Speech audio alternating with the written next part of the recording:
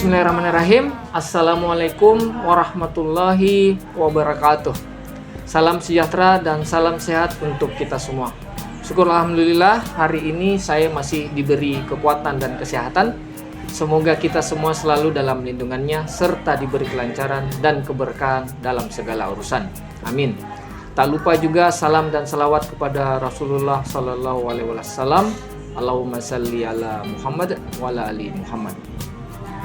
Baik, perkenalkan nama saya Muhammad Imran Lapong, SKL MSC dengan NIDN 0928037702. Pada video kali ini, izinkan saya menyampaikan pernyataan diri dosen dalam unjuk kerja Tridharma Perguruan Tinggi atau biasa disingkat PDD UKT-PT bidang pengajaran. Video ini berisi pernyataan diri saya sebagai dosen dan kontribusi saya dalam pelaksanaan dan pengembangan Tridharma Perguruan Tinggi, yakni pendidikan, penelitian, dan pengabdian kepada masyarakat. Adapun PDD UKT-PT ini adalah salah satu syarat untuk mengikuti sertifikasi dosen tahun 2026. Saat ini saya bekerja sebagai dosen tetap Yayasan Pendidikan Balikbiwa Makassar di Institut Teknologi dan Bisnis Maritim Balikbiwa pada program studi budidaya perairan. Kampus kami berada dalam naungan Lembaga Pendidikan Tinggi Wilayah 9 yang terdiri dari Sulawesi Selatan, Sulawesi Barat, dan Sulawesi Tenggara.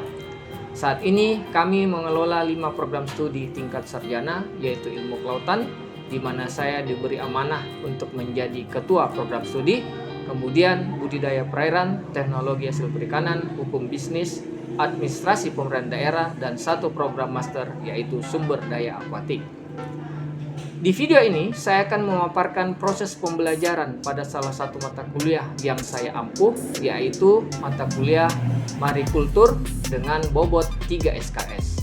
Dalam mata kuliah ini, 3 komponen utama yang selalu diterapkan yaitu Delivery, Interaction, dan Assessment, biasa disingkat dengan DIA.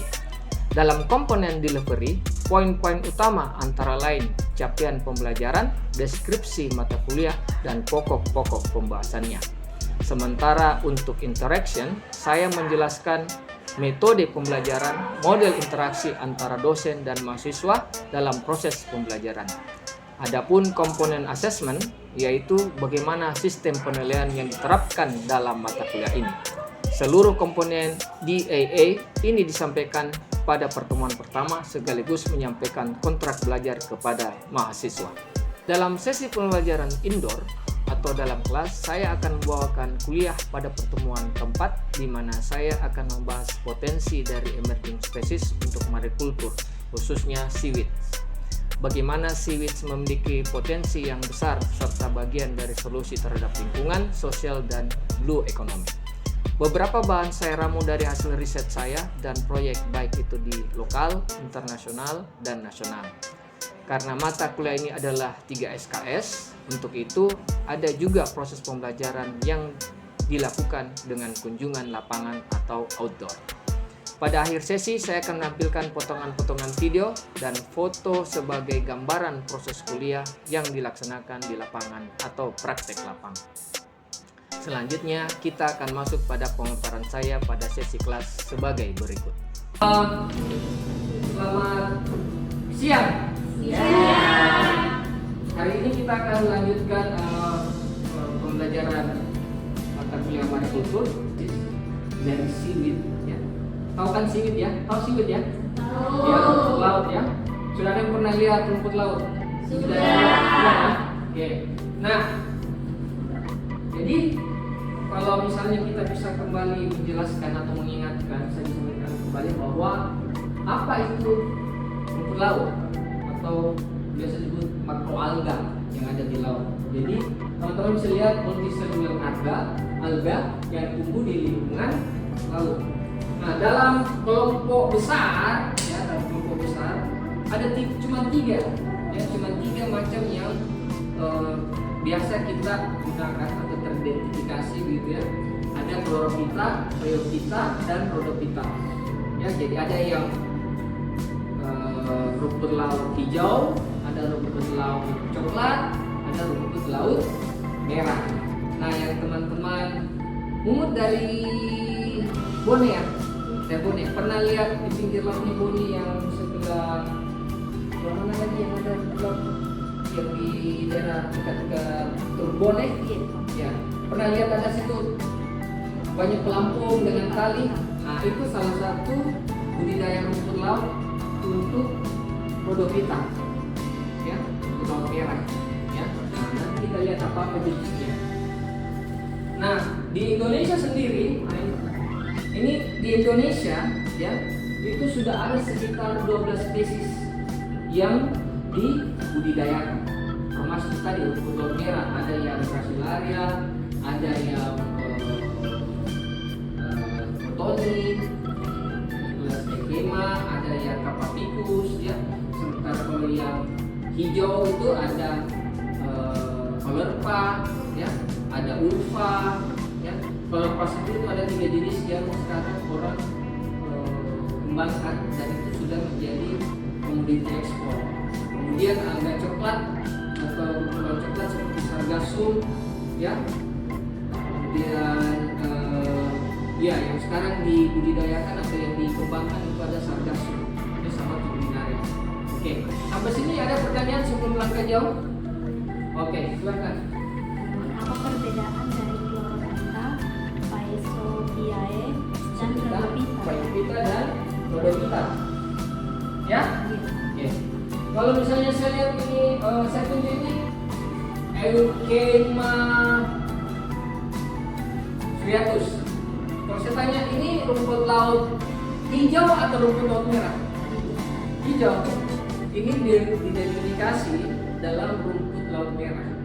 Jadi walaupun warnanya hijau, tapi sebenarnya merah. Nah, kenapa bisa jadi seperti itu?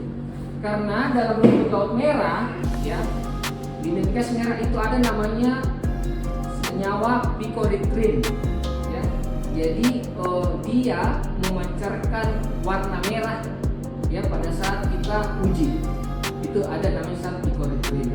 Nah, kalau rumput laut hijau itu biasanya karena dia adalah hampir sama semua rumput laut, ya, dia melakukan fotosintesis, dia banyak memiliki klorofil, ya, klorofil A, B, bahkan kalau yang di rumput laut kayak Caulerpa ini bahkan dia punya klorofil yang vitamin, sekali klorofil dia punya vitamin, ya. Kemudian yang coklat kayak ini Sargassum, ya, Sargassum. Perbedaannya pertama karena dia juga tidak seperti dengan rumput laut merah, ya, yang punya gel atau karaginan sama agar, dia punya alginat namanya, ya. Jadi unsur polimer tapi dia dengan posisi alginat, ya. Nanti kita jelaskan atau lihat secara langsung di laut dan bagaimana kalian bisa mengidentifikasi secara umum. Oke? Ada lagi? Sebelum saya lanjut. Nah, bagaimana karakteristik umumnya? Ya. Jadi fotosintetik, ya, dia punya pigmen bervariasi, ada merah, ya, ada klorofil A, ya. Ada kayak Rhodophyta yang tadi pertanyaannya Rhodophyta, ya, ada klorofil kloroplatin, ada klorofil, ya. Kemudian satu yang membedakan rumput laut, ya, dengan tumbuhan secara umum apa? Karena dia tidak terdiversifikasi secara sempurna. Kalau rumput laut kau tidak bisa lihat yang mana akar, batang, daun, ya. Kita tidak bisa bedakan akar, batang, dan daun, ya. Nah, kemudian apa organnya? Dia halus, ya, pekat sama tangkai. Nah, dia punya toleransi kuat terhadap lingkungan, ya. Kemudian dia punya pergantian generasi, ya, bisa vegetatif, bisa degeneratif. Kemudian banyak monokultur, ya. Jadi ini contoh gambar yang kita dapatkan di laut seperti ini. Risoidnya, talusnya, kemudian risoidnya, dia bukan menyerap nutrisi atau makanan dari sini saja, seperti kelihatan seperti akar, tapi sebenarnya dia cuma alat untuk melekat. Laut itu dia mengabsorb semua dari seluruh bagian tubuh. Itu bedanya dia dengan tumbuhan sempurna, ya. mereka yang mana akar daun. Oke. Kemudian lanjut. Nah, untuk pertumbuhan, kenapa dia menjadi perlu untuk dibudidayakan? Karena rumput laut itu pertumbuhannya cepat, cepat sekali pertumbuhannya. Ya, kalau dari hasil pemantauan dan penelitian yang dilakukan oleh beberapa peneliti di seluruh dunia, ternyata yang di daerah-daerah seperti Pasifik, daerah dingin seperti di daerah Jepang dan Amerika, itu ada rumput laut yang namanya Macrocystis piper atau kita bilang kelp. Itu tumbuhnya cepat sekali. Dalam satu hari dia bisa tumbuh 6 feet.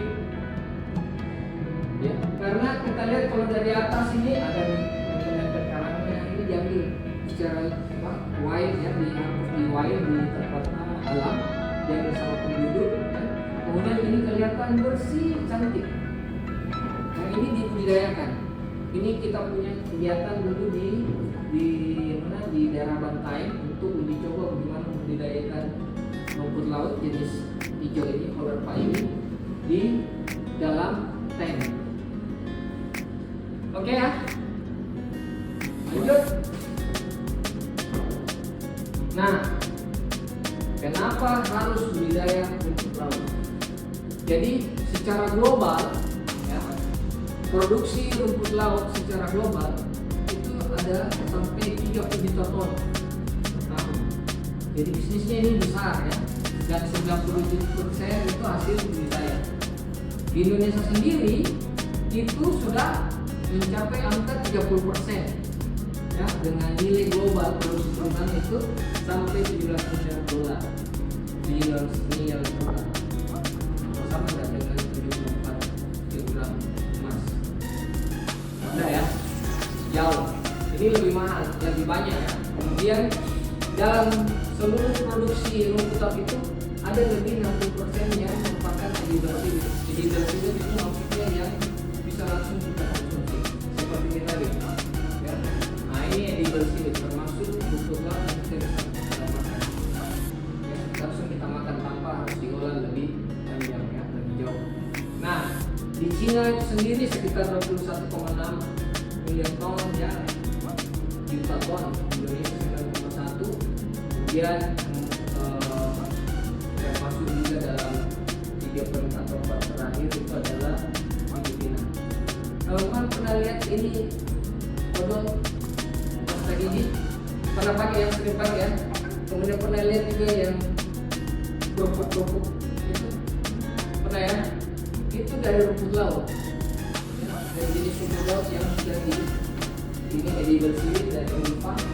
Kemudian yang ini bagian dari kerajinan yang diolah dari rumput laut, kemudian ditambahkan menjadi soda itu di pasta tinggi. Jadi teman-teman nanti bisa lihat sebentar penjelasan saya perlihatkan. Jadi mulai dari pasta tinggi, makanan, alat kosmetik, ya, alat industri, bahan industri, itu semua bisa dibuat dari rumput laut. Nah, kenapa sulit? Di daerah tropis termasuk Indonesia, ya, dia diproduksi untuk pertama kali pertanian. Karena ada 60% lebih dari hasil produksi itu ternyata dibuat untuk makanan. Termasuk dari mesin itu tadi seperti lawi-lawi. Ada yang mau lawi-lawi kan? Pernah makan lawi-lawi? Pernah ya? Pernah. Oke. Kemudian produksi hipokoloid atau gel. Nah ini yang menjadi alasan utama di daerah-daerah tropis seperti Indonesia, ya, Filipina, Indonesia, dan daerah tropis itu melakukan budidaya. Kemudian, nah kalau untuk makanan, ya ada nutrisinya. Dari kandungan nutrisi itu bisa jadi karbo, walaupun sedikit protein. Fungsionalnya ada vitamin A, B2, B12, ya, vitamin C, antioksidan, mineral, serat, ya. Kemudian yang lainnya bisa memperkenalkan ya, berat badan, diabetes, dan penyakit kardiovaskular. Iya. Biasa jantung. Dan yang pernah mengajar penyakit jantung sih? Ada ya? Ada kan? Nah, saya sarankan untuk makan selalu untuk lauk. Nah itu lauk bagus sekali dimakan tuh. Apalagi kalau kita masak. Ya. Terus, nah kalau teman-teman bisa lihat, mulai dari food aditif, kosmetik, sampai industri properti, ya, perumahan, kayak itu bisa juga cek, ya. Kemudian lem kertas, ya, untuk kosmetik, sampo, ya, kemudian untuk tambahan makanan, ya, bisa untuk dari produk susu, ya, lingkungan dan konservasi. Nah, karena tadi rumput laut itu adalah tumbuhan yang tingkat rendah atau tidak terbiasa secara sempurna, dari seluruh tubuhnya itu bisa mengabsorb nutrisi, termasuk dengan kelebihan nutrien yang berasal dari daratan menuju laut.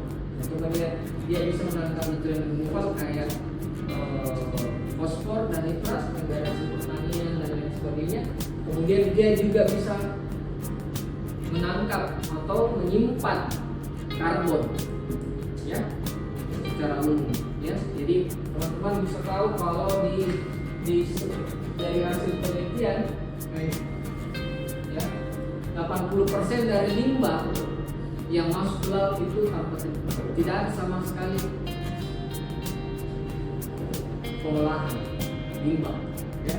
1 liter limbah menurut seperti yang dari Nicholas Polder tadi, itu 1 liter bisa mencemari sebanyak 1000 liter laut. Bayangkan 1 liter. Kemudian teman-teman bisa lihat apa yang kelihatan di sini. Ini adalah dampak eutrofikasi, kelebihan nutrien yang terjadi di lautan atau di pesisir pantai karena terjadinya keluarnya limbah atau nutrien berlebih dari hulu ke hilir sehingga menyebabkan eutrofikasi. Artinya alga blooming, di alga yang pernah lihat seperti ini? Nggak punya? Belum pernah ya? Tapi pernah lihat? Nah itu hampir ini di Cina, di Qingdao, ini hampir 3 hektar lebih ini tertutup bisa alga, ya, yang juga menjadi bioremediasi. Ini di daerah Sulawesi Barat sekali, dia membudidayakan ulva, ya, dalam raceway ini, ya, ada kincir. Jadi limbah dari tambak hasil budidaya ikan dan udang dari tambak, ya, itu masuk ke sini sebelum dibuang ke laut, ya. Jadi serap sama ulva, kemudian ulvanya pada saat panen 1 minggu 2 minggu ke depan ini bisa dipanen, kemudian dijadikan pupuk atau tambahan pakan untuk hewan ternak. Jadi dia selain membersihkan limbah atau memfilter limbah, nutrisi dari limbah, ya, dia juga bisa memproduksi ulva, ya, produksi ulva yang tinggi. Dia bisa lakukan yang namanya pembuatan pakan, ya, dan juga tambahan pupuk seperti itu. Jadi diambil oleh masyarakat. Nah, kita akan lihat kira-kira jenis rumput laut yang dikembangkan atau yang digunakan atau dikonsumsi sebenarnya seperti apa. Kemudian kita akan mengukur, ya, bagaimana kesusahan lahannya, parameter lingkungannya, bagaimana airnya, misalnya apa suhunya tepat, pH-nya tepat atau optimal dan sebagainya. Nah, itu yang menjadi tugas kita nanti pada saat praktek, ya. Kemudian terakhir, bagaimana kita mengidentifikasi jenis rumput lautnya, biar apakah dia masuk rumput laut hijau, rumput laut merah, atau rumput laut coklat. 100 dia dapat coklat. Oke, saya kira begitu dari saya. Informasi saya akan berikan nanti pada ketua kelas untuk nanti apa saja yang akan dilakukan dan pembagian kelompoknya. Oke, sekira dari saya begitu. Sebelum saya tutup, ada pertanyaan lagi? Tidak. Oke. Kalau itu saya cukupkan sampai sini. Bila itu saya, Assalamualaikum warahmatullahi wabarakatuh. Waalaikumsalam warahmatullahi wabarakatuh.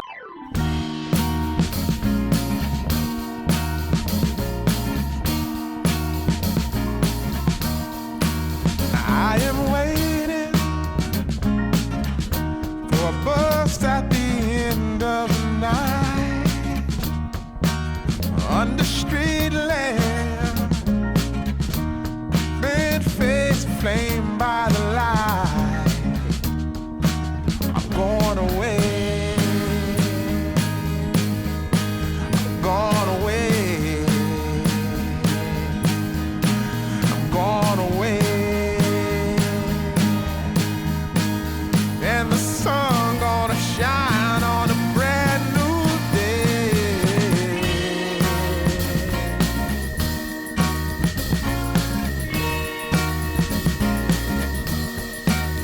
Must be somewhere welcome me into the fold. Blooming flowers, as much as I can hold. I'm gone away. I'm gone away. I'm gone away. And the sun gonna shine on a brand new day for me. A brand new day for love. Brand new day for me. Brand new day for love. Yeah, I'm motorboating.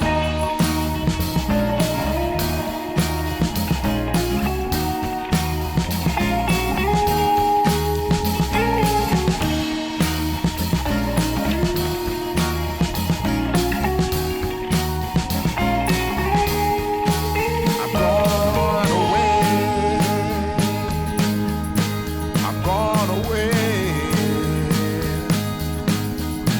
I'm gone away. Yeah.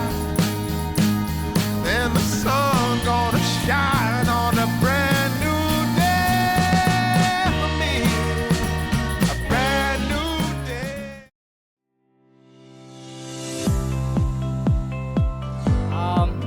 Nama saya Imran Lapong, tapi bukan kebutuhan. Red, ada rumput laut, kemudian ada orang yang memakai baju warna merah. Jadi cocok. Blue economy. Biasa juga dengar blue economy. Tapi ini sebenarnya adalah sebuah model.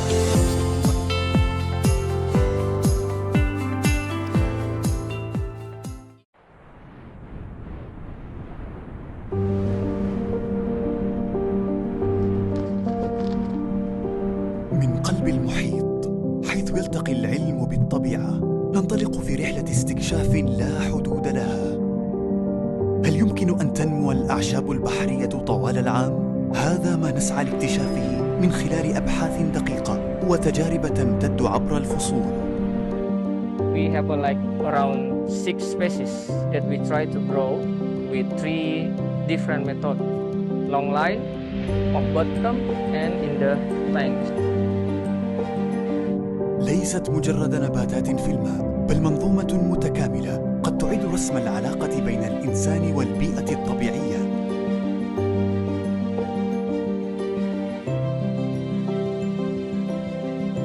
رحلتنا بدأت ومستقبل الاستدامة يحمل الكثير من الأسرار لنكتشفها معا. تابعونا لنبحر في هذا الاكتشاف.